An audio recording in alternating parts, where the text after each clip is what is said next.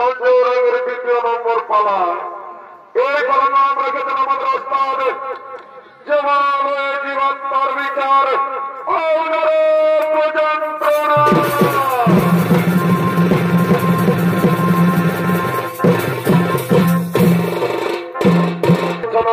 দর্শক মন্ডলী 84 লক্ষ জমি ভ্রমণ করে আমাদের এই সাধের মানব দানব।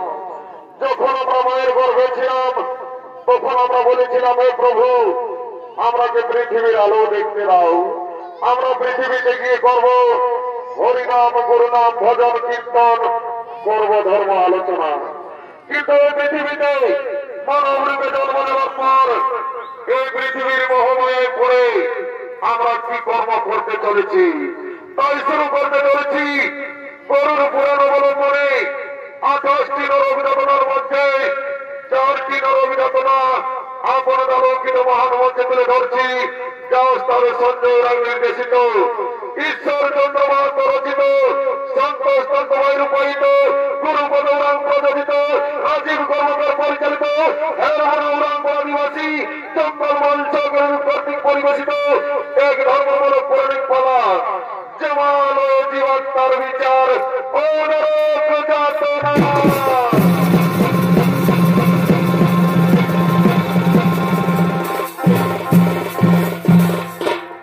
এদিকে জমালয়, এদিকে জমালয় যমরাজ ও তার দুর্গণ আগমন করতে চলেছে।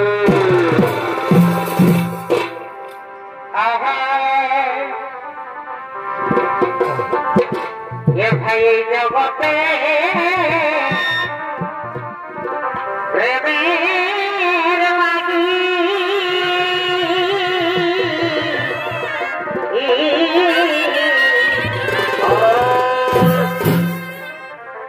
ভাই জগতে প্রেমের লাগি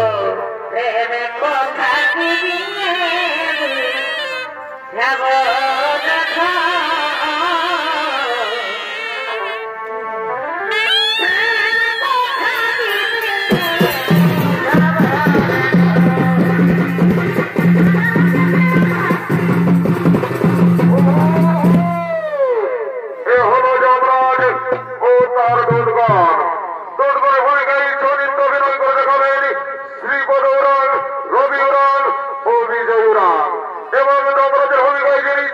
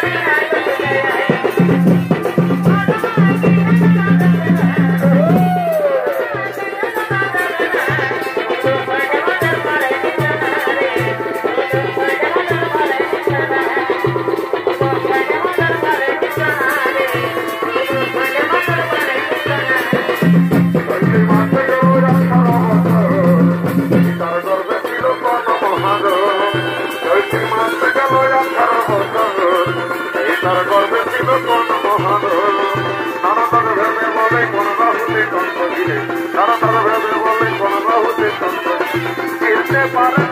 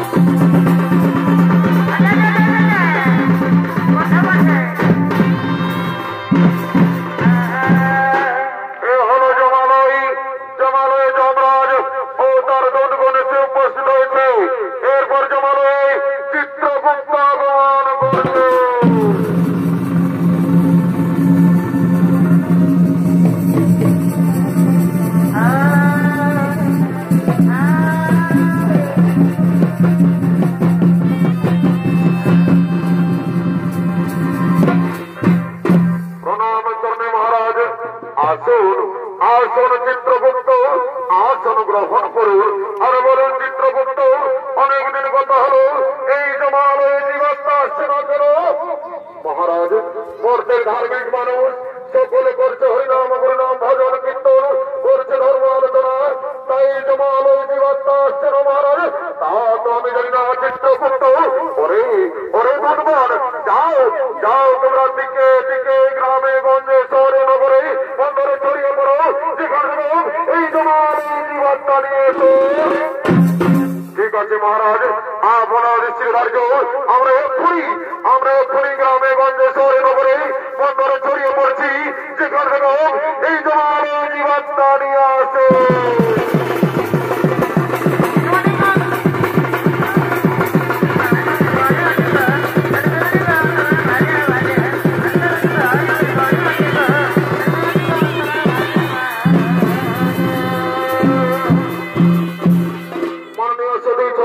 দর্শক মন্ডলী ও আমার পূজনীয় মা ভাই বোনেরা আমরা এই পৃথিবীতে মানব রূপে জন্ম নেবার পর এই পৃথিবীর মহামায়ায় পড়ে আমরা কি কর্ম করতে চলেছি তার দিকে আমাদের আদেশ মতো সমস্ত দুর্গণ গ্রামে গঞ্জে শহরে নগরে বন্দরে ছড়িয়ে পড়লেন আর এদিকে ভাবের কিছু মানব ভবলীলা করার জন্য আগমন করছে।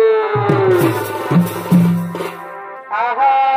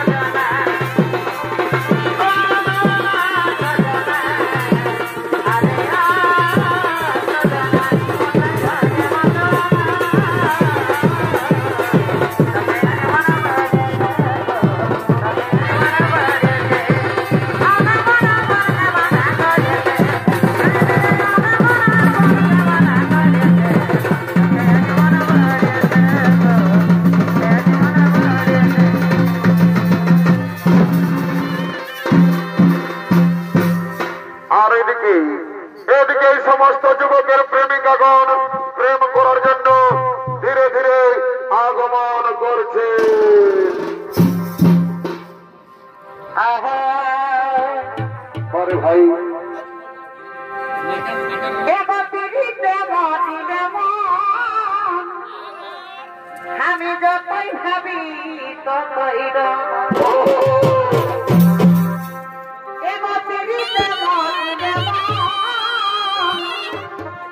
আমি যখন ভাবি ততই রং আমার বড়ই মনে পড়ে এগো আমার বড়ই মনে পড়ে নতুন নতুন ভালোবাসায় হারে হারে হারে ওই আমার বড়ই মনে পড়ে এগো আমার তবে মনে পড়ে আর নতুন নতুন ভালোবাসায়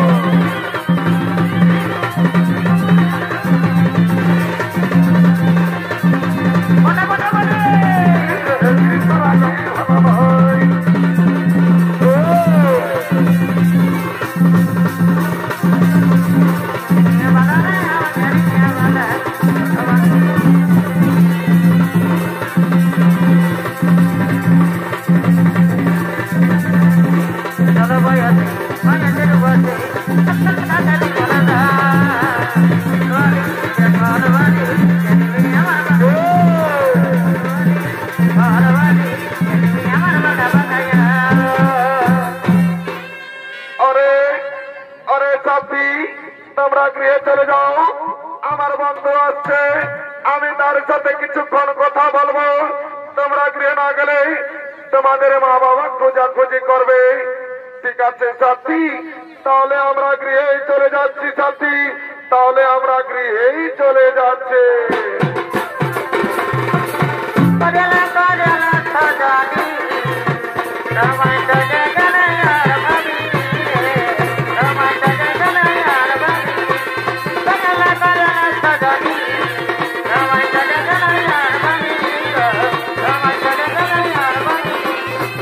আমার টেম্পল তুই আমার কানের দোল, তুই আমার হাতের বালা রে। তুই আমার টেম্পল তুই আমার কানের দোল, তুই আমার হাতের বালা রে। তুই দিবি আমার গলার মালা। তোমার চলে গেলে আর পাবে না রে, তোমার চলে গেলে আর পাবে না। আগো বন্ধু, তোমার আজকে আসতে কেন এত দেরি হলো বন্ধু? শোনো সাথী, আমি নানা রকম কাজের ঝামেলায় ছিলাম, তাই আমার আজকে আসতে একটু দেরি হয়ে গেল। আগো বন্ধু, আমার মনে হয় কি জানো, আমার মনে হয় তুমি আমাকে বলে গেছো। না না সাথী না, তোমাকে কি আমি বলতে পারি? আমার মেয়ে যতদিন প্রাণ থাকবে আমি তোমাকে বলতে পারবো না সাথী, আমি তোমাকে বলতে পারবো না।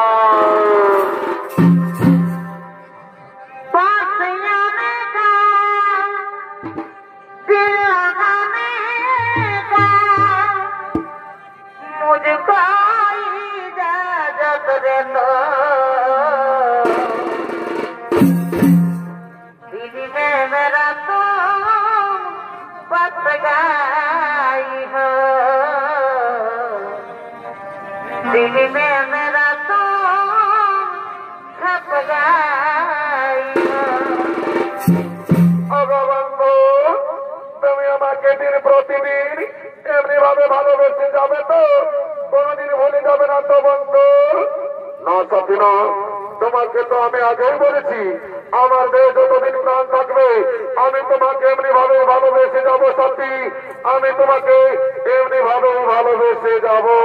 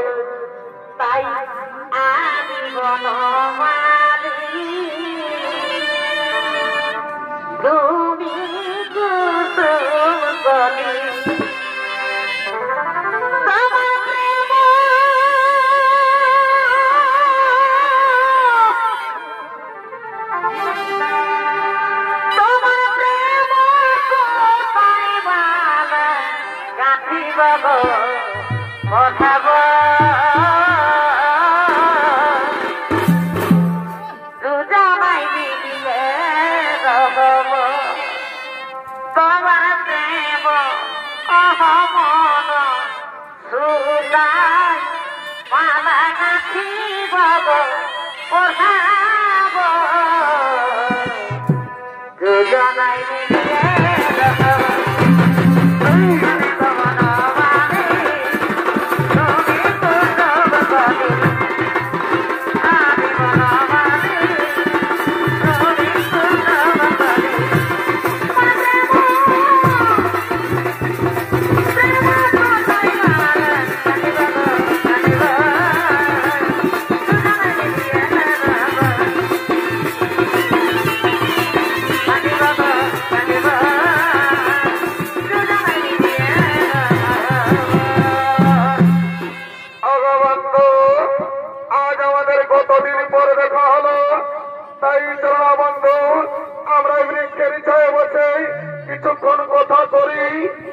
সাথী হয়ে তুমি থেকে বলেছ চলো চলো আমরা বৃক্ষের ছায়ে বসে কিছুক্ষণ কথোপকথন করে। আর এদিকে যুবক এই প্রেমিকার জন্য নিজের মা বাবাকে ঘর থেকে তাড়িয়ে দিয়েছে। তারা দুজন কাঁদতে কাঁদতে এই পথে পথে আগমন করছে।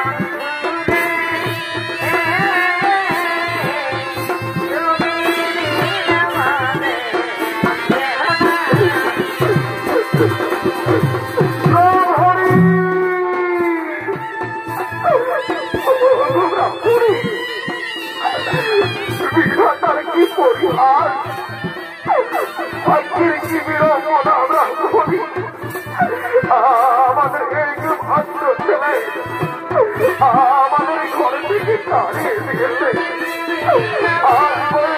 তুই আমরা কিছুই খেতে পারিনি ব্রাহ্মণ। তোদের দৃষ্টি আমাদের প্রাণ যাই যাই তাই বলো না ব্রাহ্মণী। আমরা এখন কি করি ব্রাহ্মণী?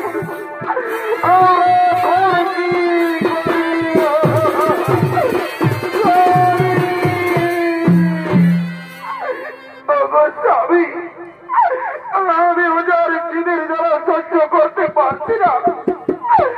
কোথায় তৃষ্ণায় আমার বক্ষ কেটে যাচ্ছে। তাই বলো না স্বামী, কোথায় গেলে আমরা একটু খাবার পাবো স্বামী? কোথায় গেলে একটু খাবার পাবো? ব্রাহ্মণী তুমি কেন না ব্রাহ্মণী? ওই দূরে চেয়ে দেখো, ওই বৃক্ষের চায়ে কে দুজন বসে আছে। চলো না ব্রাহ্মণী, আমরা তারাকে গিয়ে জিজ্ঞেস করবো আমরা ওই দূরে কোনো গ্রাম পাই কিনা। তাই চলো স্বামী, আমরা তারাকে গিয়ে জিজ্ঞেস করি। তাই চলো। বলছি ওগো, তোমরা ওই বৃক্ষের চায়ে দুজন বসে আছো, আমরাকে পথ বলে দাও না গো। আমাদের একমাত্র ছেলে আমাদের ঘর থেকে তাড়িয়ে দিয়েছে। আজ কয়েকদিন ধরে আমরা কিছুই খেতে পাইনি। কোথায় তৃষ্ণায় আমাদের বক্ষ কেটে যাচ্ছে। তাই বলে দাও না গো, আমরা ওই দূরে কোনো গ্রাম পাই কিনা। একই পুত্র, তুই এই বৃক্ষের ছায় কার সাথে বসে আছিস বাবা? তোমরা কেন আমি চিনতে পারছি না। একই কথা বলছি বাবা, তুই নিজের মা বাবাকে চিনতে পারছি না রে খোকা। তুই নিজের মা বাবাকে চিনতে পারছি না বাবা। না, তোমরা আমি চিনতে পারছি না। তোমরা আমাদের কাছে বাধা দিও না। তোমরা ঘর থেকে চলে যাও। ওরে বাবা, এই বৃদ্ধ বলছে আমরা তোকে ছেড়ে কোথায় চলে যাবো বাবা। তাই তুই চলে যাওয়ার কথা বলিস না খোকা। তুই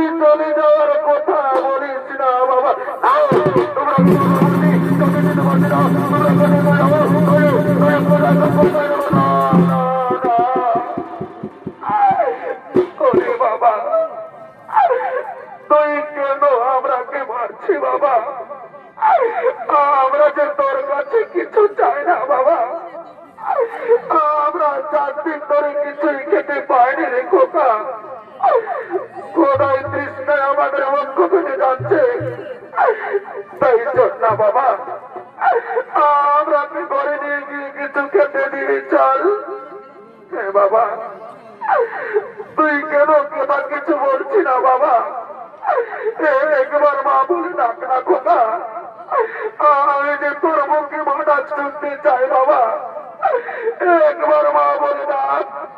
ও বুঝেছি, তুই আমার উপর রাগ করেছিস না, তোকে যে আমি কিছুই বলিনি রে বাবা। চল না বাবা, কোথায় তৃষ্ণায় আমাদের বক্ষ পেতে যাচ্ছে, আমরা ঘরে নিয়ে কিছু খেতে দিবি চল। সে নিশ্চয়ই ঘাটা আমি কি দোষ করেছিলাম তোমার চরণে ঠাকুর, আজ নিজের পেটের ছেলে নিজের মা বাবাকে চিনতে পারছে না দয়াময়, তুমি কেন আমাকে মানব জনম দিলে ঠাকুর, কেন আমাকে মানব জনম দিলে। পাখি জানা দিল দয়া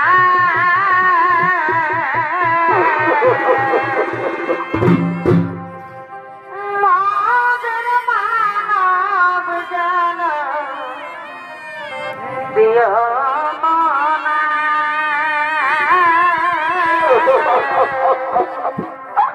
পাখি জানা দিও দয়া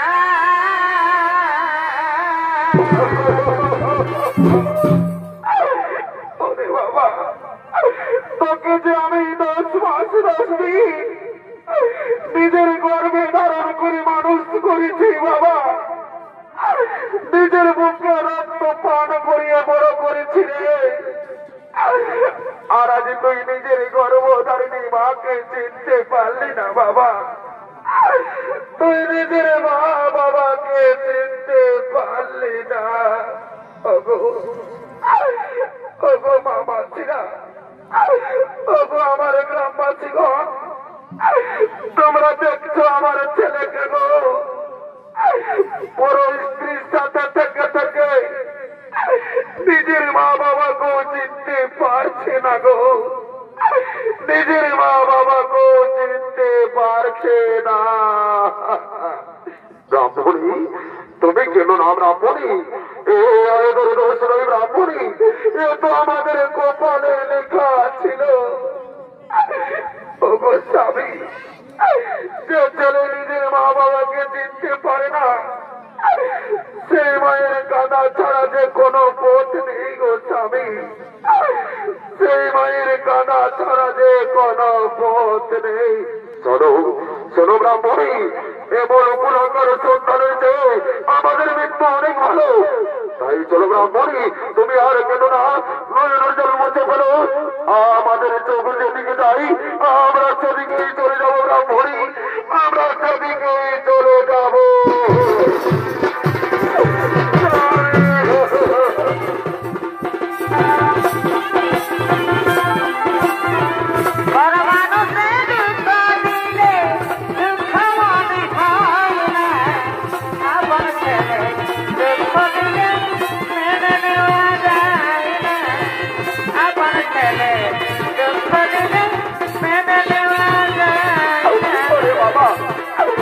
আমার কাছে ফিরে আয় বাবা,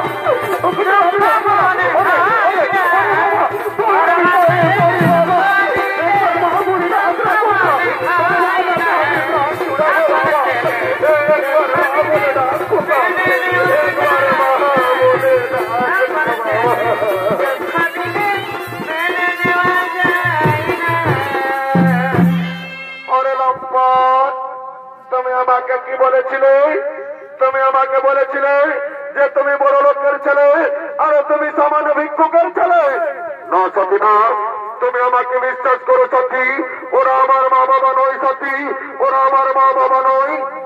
আরে লম্পট, তোমার জন্য নিজের স্বামী সন্তানকে ছেড়ে তোমার সাথে প্রেম করেছি, আর আজ তুমি আমাকে ধোকা দিলে, তাই আমি তোমাকে ছেড়ে চলেই যাচ্ছি।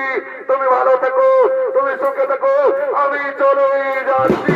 না না তুমি না, তুমি ছেড়ে দেবো না, তোমার দ্বারা আমি হাতের পড়ে যাবো যাচ্ছি, তুমি ছেড়ে দেবো না, তুমি ছেড়ে দেবো না। আর এদিকে ব্রাহ্মণী আজ কয়েকদিন ধরে কিছু খেতে না পেয়ে তার উপর পেটের জ্বালাই গ্রামে গ্রামে ভিক্ষা করতে করতে আগমন করছে। ব্রাহ্মণের ভূমিকায় চরিত্র অভিনয় করতে খাবেন ওস্তাদ অভিরাম রাম ও ব্রাহ্মণের ভূমিকায় ওস্তাদ রাজেশ রাম।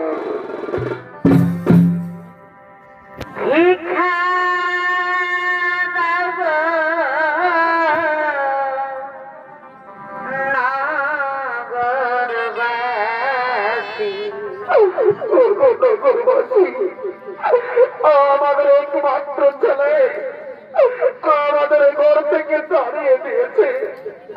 আজ কয়েকদিন ধরে আমরা কিছুই খেতে পাইনি। কোথায় কৃষ্ণায় আমাদের বক্ষ ফেটে যাচ্ছে। তোমাদের মনে কি একটু দয়া মায়া নেই? আমাদের কিছু বিক্রি দাও না গো, আমরা পেট ভরে খাবার খাবো। আমাদের কিছু বিক্রি দাও।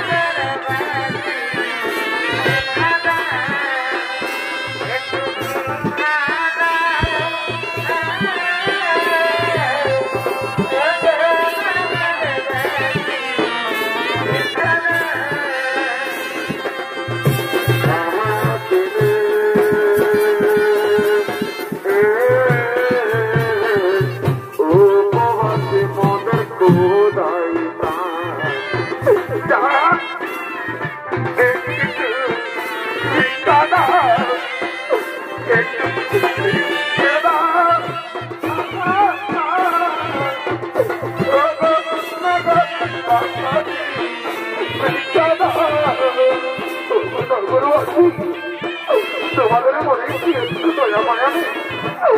আমাদের কিছু মিষ্টি দাও না গো, আমরা পেট ভরে খাবার খাবো। আমাদের কিছু মিষ্টি দাও।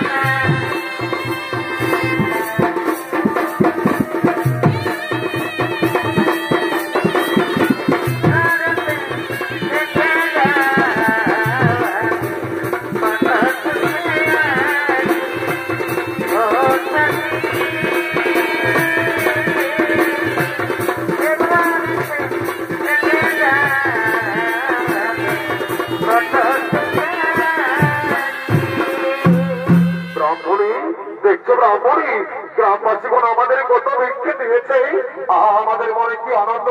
এসো এসো ব্রাহ্মণী, আমরা বৃক্ষের ছায়ায় বসে খাবার খাবো। স্বামী, তুমি এই বৃক্ষের ছায়ায় বসো স্বামী, তোমাকে আমি খাবার খাইয়ে দেবো স্বামী, তোমাকে আমি খাবার খাইয়ে দেবো। দাও দাও ব্রাহ্মণী, আজ আমার মনে কি আনন্দ, আজ আমি পেট ভরে খাবার খাবো। দাও দাও, আমাকে খাবার খাইয়ে দাও।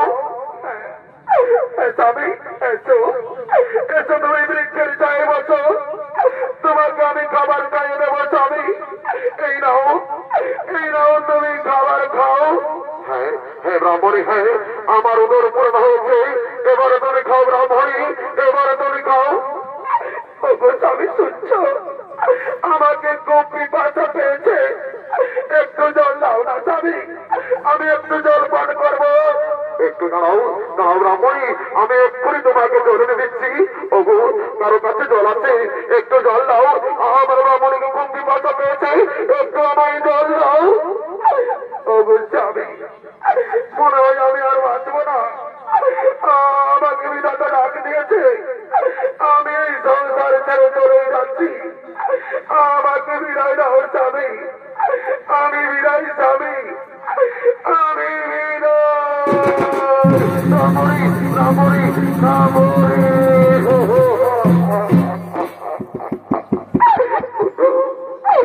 ব্রাহ্মণী কথা বলো, তুমি কেন কথা বলছো না ব্রাহ্মণী, আমাকে একবারে স্বামী বলে ডাকো ব্রাহ্মণী, আমাকে একবারে স্বামী বলে ডাকো। ব্রাহ্মণী, তুমি আমাকে কেন কথা বলছো না, একবারে স্বামী বলে আমার দিকে তাকাও না ব্রাহ্মণী, একবারে স্বামী বলে আমার দিকে তাকাও।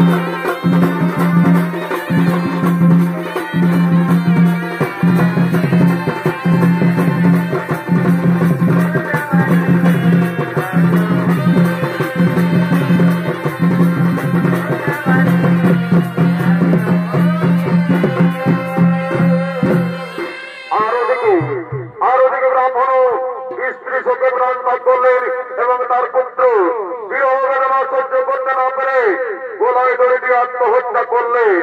আর এদিকে ভবের হাট লেগেছে, তাই ভবের হাটের সমস্ত আত্মরা বড়বাজার কৃষক মান্ডির হাটের দিকে আগমন করছে।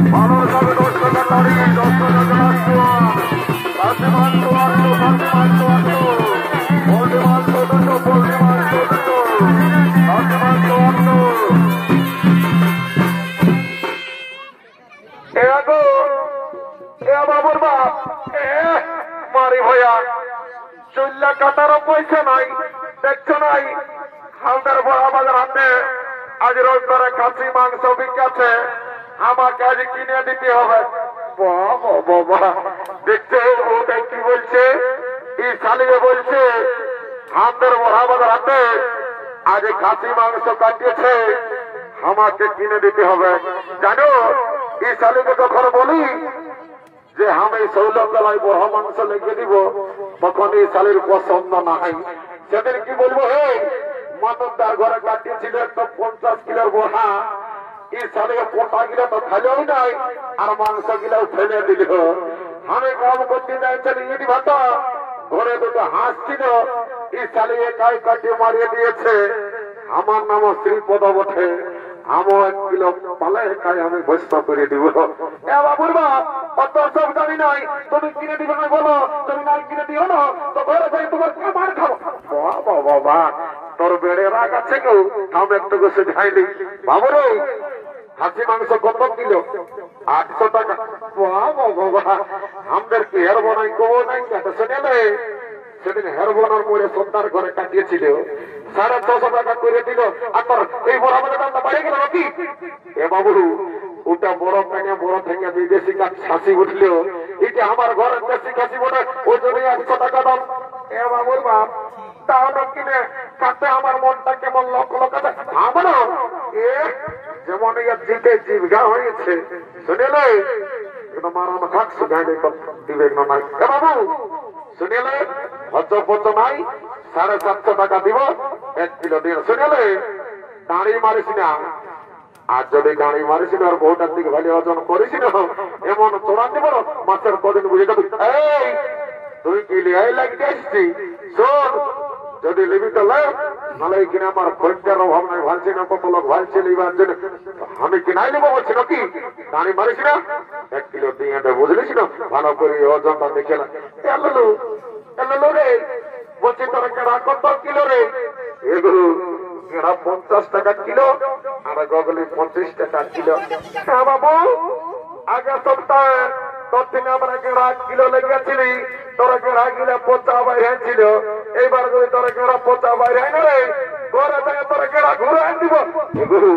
অমন কথা বলেছি না বাবা, দেখছি না মা বহিরা সবাই হাসছে, লিবি তো নাহলে এরা সবাই নিয়ে চলে যাবে। এ বাবু 30 টাকা দিব, 1 কিলো দিয়ে দেখেন তো ঠিকই আছে, লেবাছে বাছিল। বাবুর বাপ মারি ভয়া নুনের মসি গিলাস ভাঙছে, শুনে এই দুটাই নুনের মসি বটে। শুনে লাও, যদি বড়া বাজারে 2 লক্ষে 2টা নাক ফুলে কিনে নিও না গো, তো তোমাকে ঘরে যায় 2টা গরম গরম চুমা দিয়ে দেবো। তাহলে 1 লক্ষের মাঝে আমার প্লাস্টিকটা পাংচার করে দিলিস। মারি ভয়া তোর বেশি থাকবে তবে না তোর পাংচার হবে, তোর পাংচার করে দিলি তুই কিনে দিবি না? সেইটা বলো। অত দিব, অত রাগাস না, আমার খালি আসছে গায়ের বেলায় আমি আরো কিনে দিব শুনেলে এদিকে শুনবি তো মনে ভালো দিকে বুঝি শুনেলে আমার বন্ধুটা আসছে বুঝলি মানব তার ভাটাই কাম করে এই বছর 1.5 লাখ টাকা পাইয়েছে শুনেলে ওখানে ভারে তার গ্লাস চুয়ানটা খাইয়েলি আর আরামসে 50 টাকা বাঁচাই আমি ঘর নিয়ে চলে যাবো বুঝলি তুই আরামসে নাক ফুলটা পাইতে থাক আর ওজনটা দেখতে থাক এ বাবু এরে তোর পেটটা যে ফাটিয়ে যাচ্ছে রে এরে জীবন ঢুকাইছিল বিয়ার ঢুকাইছিল তুই আমাকে কি বলছি বাবু না না কোনো বলি নাই বলছি ভালো আছেন নাই শুনেলে I am fine very thank you বারে ফাইন ভেরি থ্যাংক ইউ রে বলছে পয়সা আনিছিল না হাটকে শুনেলে জানিস আমি দেবঠি I am VIP of India বাবা বারে ভিআইপি অফ ইন্ডিয়া রে সারা লোকের রাস্তা ঠেটা বেড়ে কুড়াই খায় লোকের দিলে রুবা মাগি খায় আর পেটরা পিঠে হচ্ছে বিয়ে তুই সালা যাবি না তুই মদ খাবি না আয় তোর মুখটা মনটা বুঝে গো তোর কি নাম মোটে বাবা নাম জানি বলছি জুয়ান আনিয়েছিল হ্যাঁ বাবুর আনিয়েছি বলছি আনিয়েছি তো কি ভাবছি বলছি কত গেলাস বাবুরা নাই জানি 10 টাকা গেলাস ওটা তো জানি বলছি আমাদের জমানতদার মেলা বটে চাকরিটা ফিরে দিবি না হ্যাঁ বাবুরা দিব তো পয়সাটা আগে লাগবে এগো তুই আচ্ছা কথা বলছি বাবা তুই আমাকে দেখে বলছি না আমার ড্রেসটা দেখে বলছি তোর এমন জবান লাগছে যেমন তোকে খাকড়া বিছাই বেঁধে দিয়েছে শুনেলে তুই তোর ফুটানি তুই কাপড়ের ফুটে কাঠায় আগে বুঝলি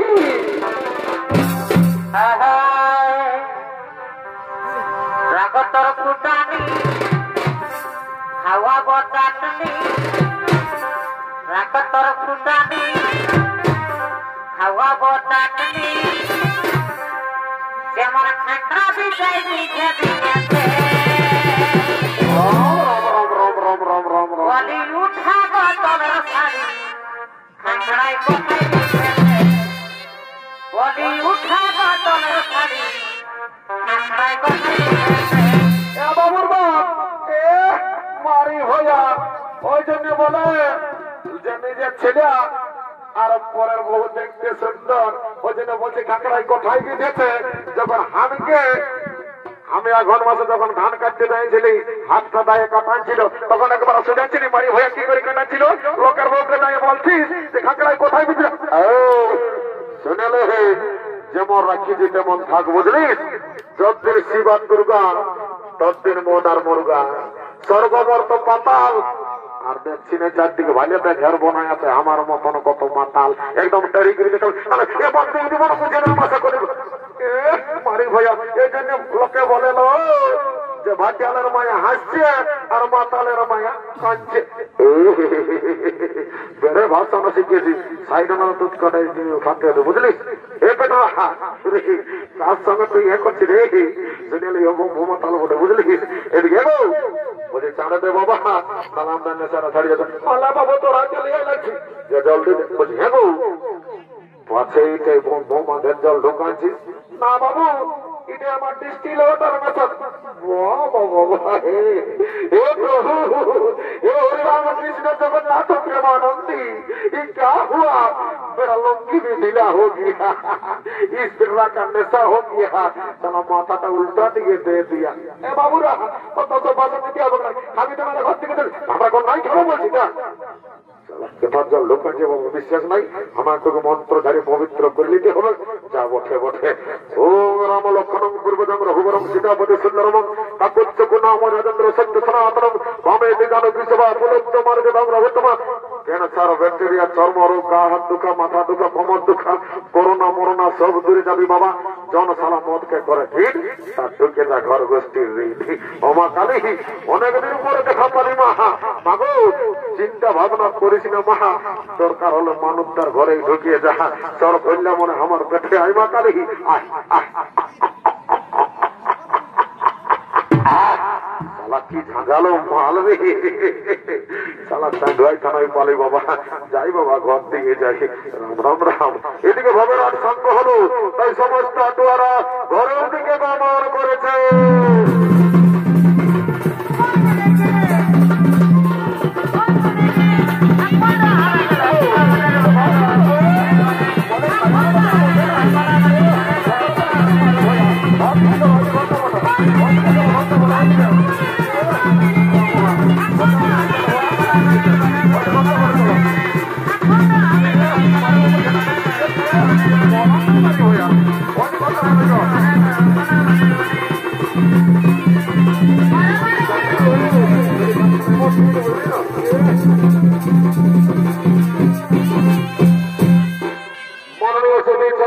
দর্শক মন্ডলী ও আমার পূজনীয় মা ভাই বোনেরা, একদিন না একদিন এই পৃথিবীর সকল জীবের মৃত্যু হয়, আর মৃত্যুর পর জীবের জীবাত্মার অধিকার হয় একমাত্র যমরাজের।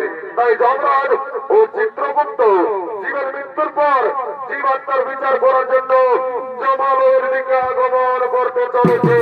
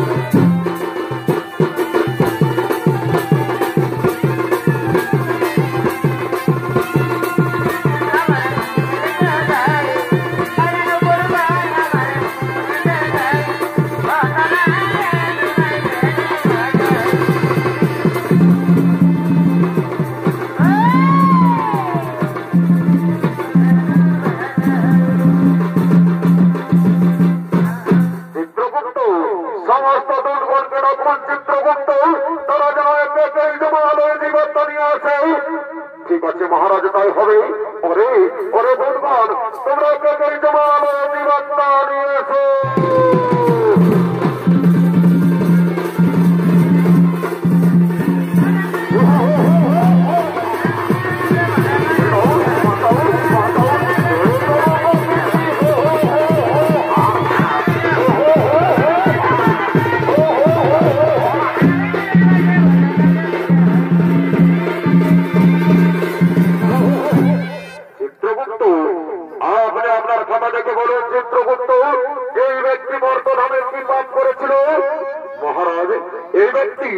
এই ব্যক্তি দিন প্রতিদিন নিরহ পশু পাখির হত্যা করে বাজারে বিক্রি করে আর নিজেদের জীবিকা নির্বাহ করে মহারাজ।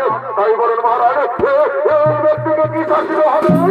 ওরে ওরে দুর্গণ, এই ব্যক্তিকে উল্টো দিক দিয়ে ওরা দিয়ে আঘাত করা হয়।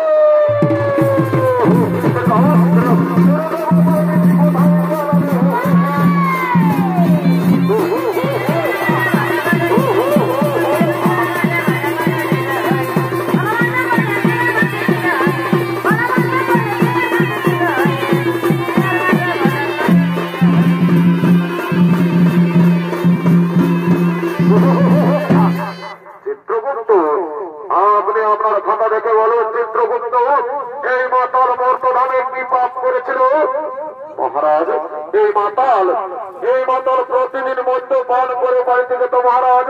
নিজের মা, নিজের বাবা, নিজের স্ত্রী, নিজের সন্তান, নিজের পরিবারের কাউকে দেখত না। তাই বলুন মহারাজ, এই মাতালকে কি শাস্তি হবে? ওরে ওরে দুর্বল, এই মাতালকে 70 জনম ধরে পেট্রাঘাত করা হয়।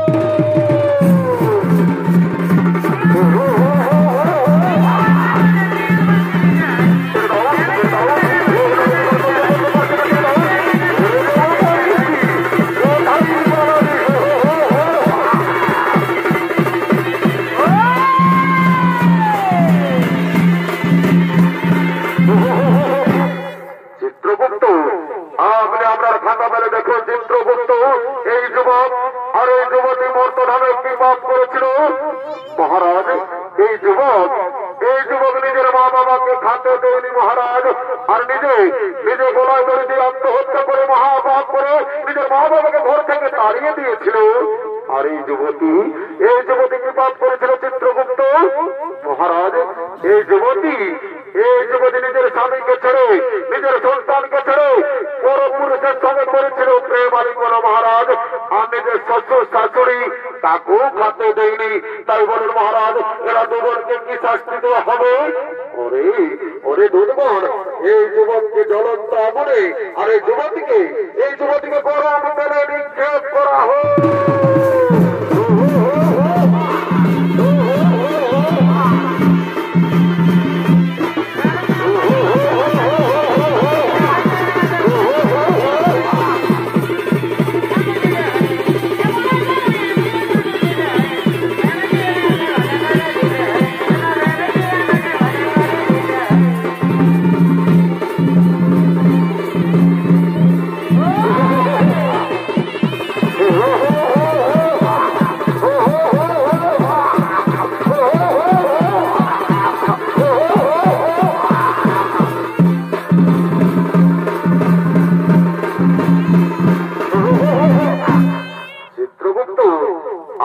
আপনার খাতা খুলে দেখুন চিত্রগুপ্ত, এই ব্রাহ্মণ আর এই ব্রাহ্মণী মর্তধামে কি পাপ করেছিল?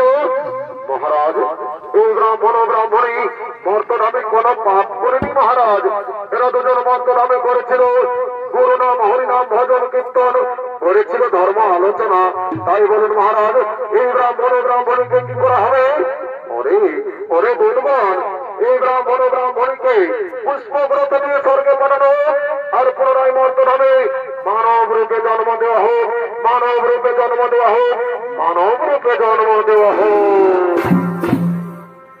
হরি পীড়িত এর সঙ্গে হল বার করয়াবারে, হরি পীড়িত এর সঙ্গে হল বার করয়াবারে,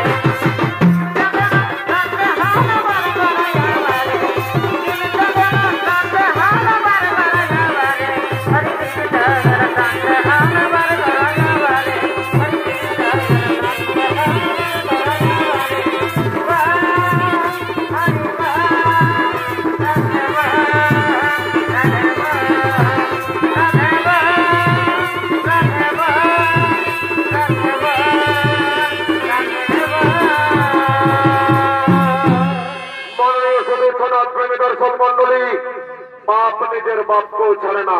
তাই পৃথিবীতে যেমন কর্ম তেমন ফল। তাই সমাপ্ত হল ওস্তাদ সঞ্জয় রাঙ্গের 2 নম্বর পালা, জামালয় জীবাত্মার বিচার। ও নরক যাতনা।